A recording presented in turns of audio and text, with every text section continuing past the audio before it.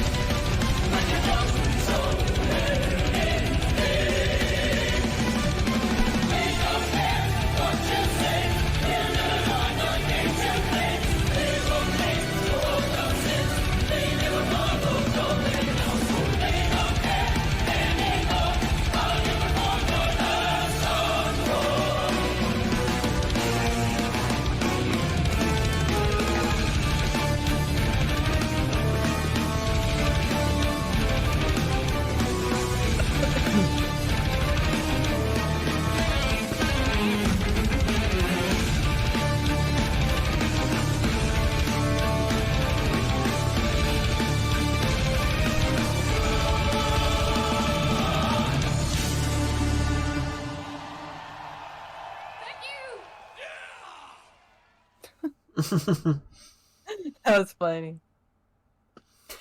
So, what are your thoughts? Yeah, I mean, overall, this was still a pretty good song. Had some nice, heavy elements and the really, pretty elements too, and just Simone's beautiful voice. And I always like, when they have like the fire, and that's always cool. And yeah, Simone has a great stage presence. I know the video quality of this wasn't the best, but I could see her head banging and windmilling and having a good time. Yeah, Simone's, for a person I understood, I heard this was like her back in like 2011, but she was super shy. Yeah, I remember you telling me that. That was what I was told when I went on 70,000 tons of metal cruise. Epica had been there the year before, and they just said Simone kind of just hid in her cabin. But on stage you kind of develop a second personality, from what it seems like. Oh yeah, I mean, in the music, just being on the stage gives you a rush. I mean, I can, from my own experience, like with theater, I mean, it definitely, if you really like the stage, like, yeah, you get used to it, and you definitely find a different personality. It's kind of funny how a lot of more introverted people are like actors and musicians and stuff, because it's our outlet. Yeah. Thomas, I know, is introverted too. Like, he was out around on the boat, but you could tell he's still a very introverted guy. But what I also really liked about this one is that there was no guitar solo, but instead it was a keyboard solo. What I thought was really interesting. Like, there aren't many songs that they do that in for like any band. It's usually, a guitar solo, which are amazing, but it's always good to have something different. Well, I would say unless it's a prog band. Yeah, that's true. Prog. Yeah, there's a few we can name that do. Take it to the extreme. Yeah, take it a little too lengthy. Let's just put it that way. For our liking, I should say. I know some people love that. I'm not hating on anyone. It's just not our favorite thing. And especially if it's not like variety, like especially if the solo it doesn't have a lot of musical change-ups. We're not as big of fans of it. Yeah, but this was still really good. Yeah, Mark was there, but maybe it could just be like the mixing or whatever. But like, he wasn't too bad with how extreme he was. The music had a nice drive to it. I liked the rhythm to it. Yeah, this was just an enjoyable song. Not my favorite Epica song, but definitely a good one. Yeah, like I would definitely say for this one, I would want to hear like the album version just to kind of see like what they're like, how it's intentionally supposed to sound, just to kind of get a better idea.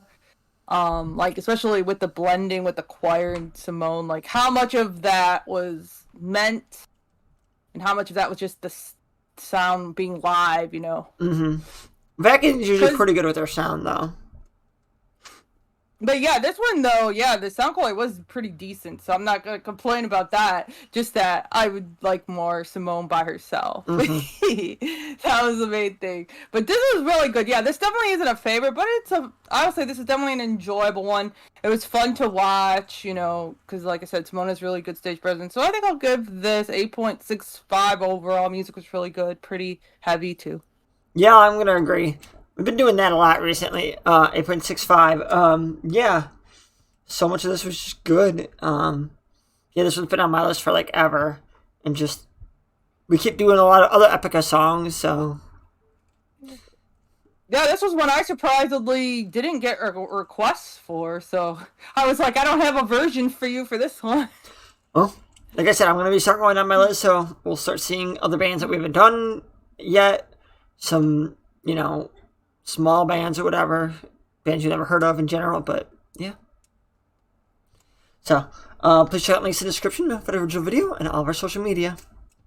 And we just want to let you know that both our Patreon and PayPal are now open, so please just send us your requests and the links will be down in the description. Until next time, bye! Bye!